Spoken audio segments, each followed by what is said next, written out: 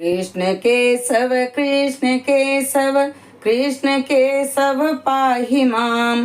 राम राघव राम राघव रक्ष माम। राधे राधे दोस्तों, सरिता ज्ञान गंगा में आप सभी का स्वागत है। आइए हम भगवान श्री लीला पुरुषोत्तम श्री कृष्ण की लीलाओं का श्रवण करें। कंस द्वारा उत्पीड़न का प्रारंभ। वसुदेव द्वारा सारी वस्तुएं कृष्ण को गोकुल लिए जाने से पहले की भांति समंजस कर लेने के पश्चात तथा सारे द्वार तथा किवाड़ बंद कर लेने पर पहरेदार जग गए और उन्हें नवजात शिशु का क्रंदन सुनाई पड़ा। कंस शिशु जन्म का समाचार सुनने की प्रतीक्षा ही कर रहा था कि पहरेदारों ने तुरंत आकर जानकारी दी कि शिशु उत्पन्न हुआ है। उस समय वह तेजी से अपनी शैया से उठ बैठा और चिल्लाया, अब मेरे जीवन का क्रूर काल उत्पन्न हो गया है। कंस चिंतित हो गया कि उसकी मृत्यु निकट आ गई है, अतः उसे रोमांच हो आया। वह अविलंब उस स्थान की ओर चला जहां शिशु ने जन्म लिया था। अपने भाई को आते देखकर देवकी ने कंस से अत्यंत विनीत भाव से प्रार्थना की, मेरे भ्राता, इस लड़की को मत मारो। मैं वचन देती हूँ कि यह तुम्हारे पुत्र की बधू बनेगी, अतः इसका वध न करो। तुम्हारा वध किसी कन्या द्वारा तो होना नहीं, यह आकाशवाणी है। तुम्हारा वध तो एक बालक द्वारा होना है, अतः कृपा करके इसका वध ना करो। मेरे भाई, तुमने मेरे कितने सारे सूर्य जैसी प्रतापी नवजात शिशुओं का वध किया है, यह तुम्हारा दोष नहीं है। तुम्हारे आसुरी मित्रों ने मेरे पुत्रों को मारने की सलाह दी है, किंतु अब मैं प्रार्थना करती हूँ कि इस कन्या को तो न मारो, इसे मेरी पुत्री बनकर जीने दो।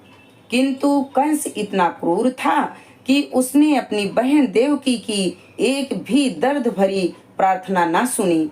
उसने अपनी बहन को डांटते हुए नवजात शिशु को बलपूर्वक छीन लिया और उसे निर्दयता पूर्वक पत्थर पर पटकना चाहा।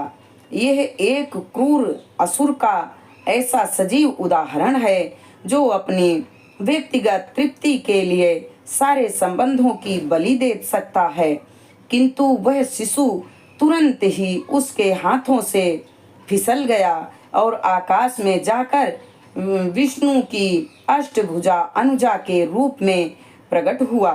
वह सुंदर वस्त्र, पुष्प, मालाओं तथा आभूषणों से सुशोभित थी और अपनी 8 भुजाओं में धनुष, भाला, तीर, तलवार, शंख, चक्र, गदा तथा ढाल धारण किए हुए थी।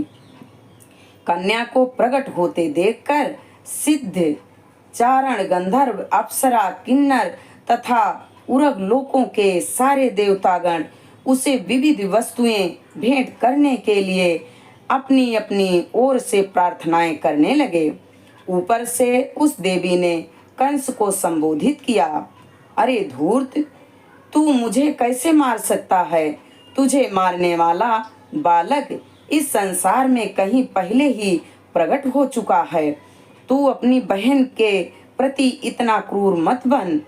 इस प्राकट्य के बाद देवी दुर्गा विश्व के विभिन्न भागों में भिन्न भिन्न नामों से विख्यात हो गई। इन शब्दों को सुनकर कंस अत्यधिक भयभीत हुआ। सहानुभूति के कारण उसने तुरंत वसुदेव तथा देवकी की हथकड़ियां तथा बेड़ियां कटवा दी और अत्यंत विनम्र होकर उनसे बोला, हे बहन तथा बहनोई, मैंने अपने भांजों आपके शिशुओं का वध करके असुर की तरह आचरण किया है। मैंने अपने संबंधों की रंच मात्र भी परवाह नहीं की। मैं नहीं जानता कि मेरे इन द्वेषपूर्ण कार्यों का क्या परिणाम होगा। मुझे नरक का भोग करना पड़े, जहां ब्रह्म हत्या करने वाले भेजे जाते हैं, किंतु मैं विस्मित हूँ कि आकाशवाणी सच नहीं उतरी। असत्य प्रचार केवल मानव समाज तक ही सीमित नहीं है। अब तो ऐसा प्रतीत होता है कि स्वर्ग के देवता भी असत्य भाषण करते हैं। स्वर्ग के निवासियों की वाणी पर विश्वास करके ही मैंने अपनी बहन के शिशुओं को मारकर इतना पाप किया है। प्रिय वसुदेव तथा देवकी, आप दोनों ही महान आत्माएं हैं। मुझे आप दोनों से कुछ नहीं कहना, किंतु फिर भी मेरी प्रार्थना है कि आप अपने संतानों की मृत्यु के लिए शोक ना करें। हम में से प्रत्येक व्यक्ति पराशक्ति के वश में है और वह पराशक्ति हमें एक साथ नहीं रहने देती। हमें कालक्रम में अपने मित्रों तथा परिजनों से विलग होना पड़ता है, किंतु हमें यह निश्चित रूप से जान लेना चाहिए कि भिन्न भौतिक शरीरों के न रहने पर भी आत्मा अक्षत रूप में निरंतर बना रहता है। मिट्टी के अनेक पात्र हैं, वे पहले बनाए जाते हैं और फिर तोड़ दिए जाते हैं, किंतु तो भी मिट्टी सदा मिट्टी ही रहती है।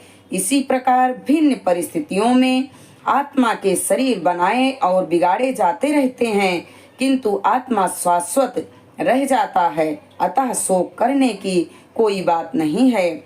प्रत्येक व्यक्ति को समझना चाहिए कि यह भौतिक शरीर आत्मा से भिन्न है और जब तक कोई इसे समझ नहीं लेता तब तक उसे देहांतर प्रतिक्रिया स्वीकार करनी होती है।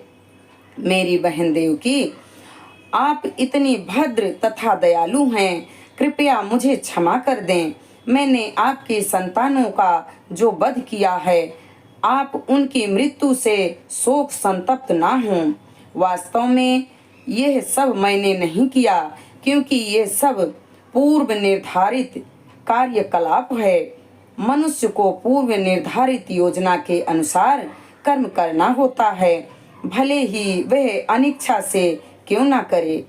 लोगों की भ्रामक धारणा है कि शरीर की मृत्यु के साथ आत्मा भी नष्ट हो जाता है, अथवा वे सोचते हैं कि एक प्राणी दूसरे का वध कर सकता है। इन भ्रांत धारणाओं के कारण मनुष्य को संसार की परिस्थितियों को स्वीकार करना पड़ता है। दूसरे शब्दों में, जब तक आत्मा की नित्यता का दृढ़ विश्वास नहीं हो लेता, तब तक मनुष्य हंता मारा जाने वाला का कष्ट भोगता रहता है। हे मेरी बहन देवकी तथा बहनोई वसुदेव, मैंने आप लोगों के प्रति जो अत्याचार किए हैं उन्हें क्षमा कर दें। मैं क्षुब्र हृदय हूँ और आप इतने विशाल हृदय हैं, अतः मेरे ऊपर दया दिखाइए और मुझे क्षमा करें। हम इस वीडियो को यहीं पर संपन्न करते हैं। आगे की जानकारी अगले वीडियो में। हरे राम राम राम हरे हरे, हरे कृष्णा कृष्णा कृष्णा हरे हरे। श्री लक्ष्मी नारायण भगवान के चरणों में हमारा कोटि कोटि प्रणाम स्वीकार हो। लीला पुरुषोत्तम भगवान श्री कृष्ण के चरणों में हमारा कोटि कोटि प्रणाम स्वीकार हो।